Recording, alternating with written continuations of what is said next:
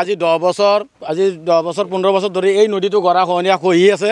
আজি চাওক এই নদী এই ঘৰ মানুহ আজি ইঞ্চুৰেঞ্চ কৰি কিমান বছৰ ভাগৰি গৈছিল, যাই ফেলে এন্তে ইয়াৰ পৰা উঠি গুচি গ'ল, গুচি যায় আন এজনক মাটি বিক্ৰী কৰি থৈ গ'ল ঘৰ বাৰী থকা অৱস্থাটো, আৰু সন্মুখত থকা কিছুমান ঘৰ আছিল এইটো গুচি গ'ল।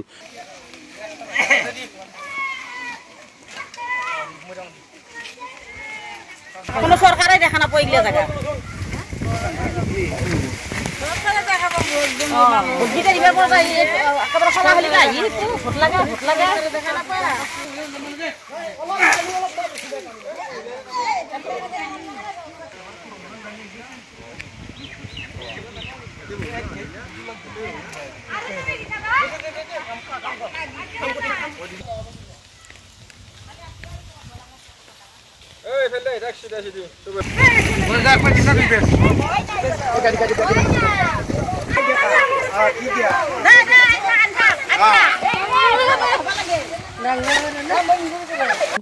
কাৰণ দেখিছে যে আজি 10 বছৰে এনেকে গৰা খহি আজি ৰাইজৰ চোতাল পাইছে গৰা। গতিকে ৰাইজে আমাৰ এই অঞ্চলৰ ৰাইজ হৈছে আটাইতকৈ গৰীব ৰাইজ। গতিকে ইয়াৰ পৰা তেওঁলোকে অনুমান কৰিছে যে যদি আৰু বানপানী ছিজন আহি আছে, যদি আহি আমাৰ ঘৰটো লৈ যায়, গতিকে ঘৰটো আমি কেনেকৈ প্ৰতিৰোধ কৰিব পাৰোঁ তাৰ কাৰণে অলপ ওলাই আহি নদীটো যাতে অলপ কিবা কৰিব পাৰি, অলপ পৰিৱৰ্তন কৰিব পাৰি তাৰ এটা ব্যৱস্থা কৰাৰ কাৰণে আজি ৰাইজ সম্পূৰ্ণভাৱে ওলাই আহিছে।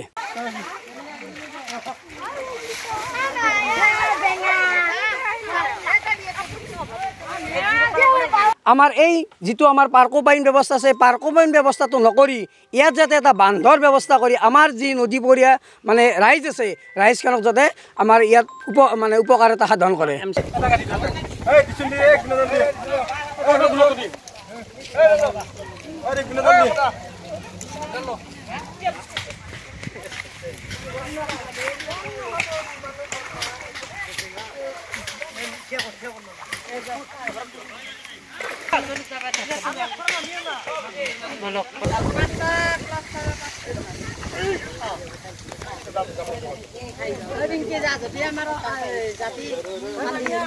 আমাৰ এই যিটো বৰলীয়া নদী, আমাৰ বৰলীয়া পাৰক দুখণ্ড কৰি ঠিক বৰলীয়া গাঁৱৰ মাজেৰে এয়া বৈ গৈছে।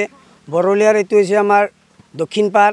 দক্ষিণ পাৰত যিটো গৰাখহনীয়াৰ সৃষ্টি হৈছে, এই গৰাখহনীয়াটোত এই অঞ্চলৰ প্ৰায় 150-200 ঘৰ মানুহ ইয়াৰ পৰা আজি যাবলগীয়া পৰিস্থিতি হৈছে।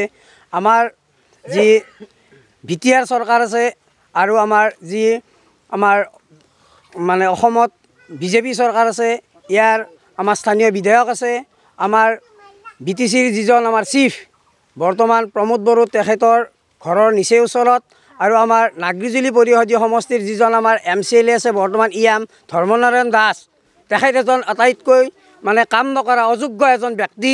গতিকে এই নাগৰিজুলি সমষ্টিত আজি যি পৰিস্থিতি সৃষ্টি হৈছে, এই সকলোবিলাকৰ বাবে দায়ী হৈছে ধৰ্মনাৰায়ণ দাস।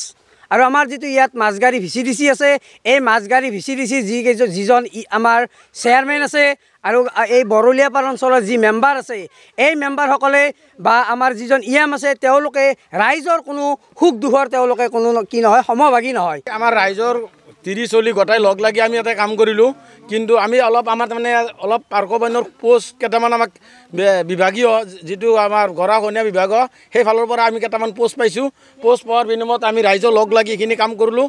কাম কৰি উঠি যদিও যথেষ্ট আমাৰ এইখিনি কাৰ্যকৰী নহয়, কাৰণ ইয়াত যদি এই পোষ্টটো লাগে মিনিমাম ইয়াত 2000 ওপৰ পোষ্ট লাগে, মাত্ৰ 300 পোষ্ট পৰিছে।